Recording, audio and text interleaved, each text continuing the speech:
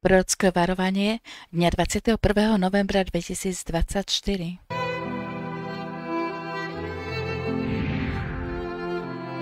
Proroctvo o vážnom súžení.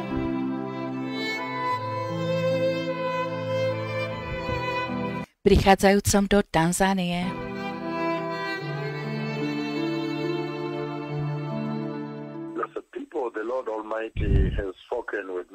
Poženaní ľudia, Pán Boh Všemohúci hovoril so mnou túto minulú noc.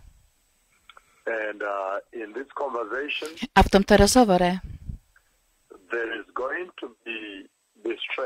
tu bude súženie, ktoré prichádza do Tanzánie.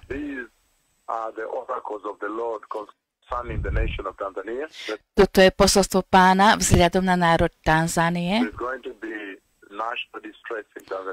Tu bude národné súženie v Tanzánii. Kedy sa to stane, ja neviem. Ale tu bude národné súženie. A nikto nebude ušetrený. Nezáleží na postavení alebo pozícii.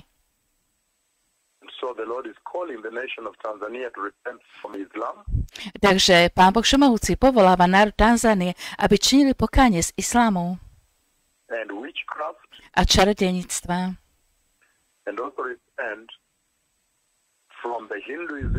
A tiež, aby činili pokánie z hinduizmu, ktorý tam tiež pohlcuje z falošných náboženstiev, z východných náboženstiev, z islámu a hinduizmu. Tam prišli Indovia. A takisto z čarodejníctva. Tam je množstvo čarodejníkov v Tanzánii. Oni sú známi tým. Takže Pán Boh Všemohúci takisto žiada Tanzániu, aby činili pokánie a odvrátili sa od masívnej nemorálnosti, čo vidíte v národe, od sexuálnych hriechov. Pán Boh Všemohúci žiada Tanzániu, aby činili pokánie v cirkvi, v evangelických, v letničných cirkvách od pádu, ktorý tiež ich pohltil. Kázanie peňazí, do očí bijúce kázanie peňazí, falošných prorokov, falošných apoštolov, čo sú v národe. Oni kupujú olej a predávajú olej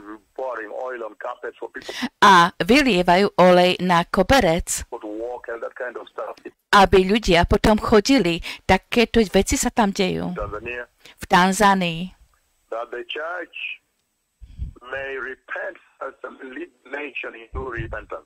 Aby Tanzánia činila pokánie, aby cirkvi viedli národ k pokániu,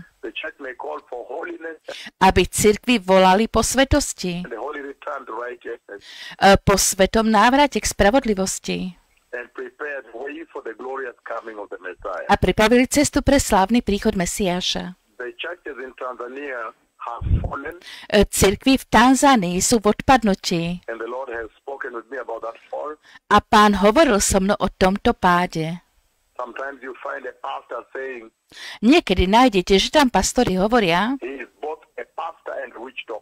že on má obidve úrady, je aj čarodejník, aj pastor. V piatok je čarodejník, v sobotu je čarodejník a v nedeľu je pastorom. On hovorí, že on má dve povolania alebo dve dary. Tak to hovoria v Tanzánii. Takže ak nebudú z toho činiť pokánie, ja vidím veľké súženie, ktoré ich zasiahne z hora až dole. Zasiahne to každého a nikto neunikne. Nezáleží na postavení. v národe. Tu je súd Pána Boha Všemohúceho, ktorý prichádza do Tanzánie. Takže Pán povoláva všetky národy, všetkých ľudí, všade, aby činili pokánie a pripravili cestu pre slávny príchod Mesiáša. Čas vypršal. Mesiáš prichádza.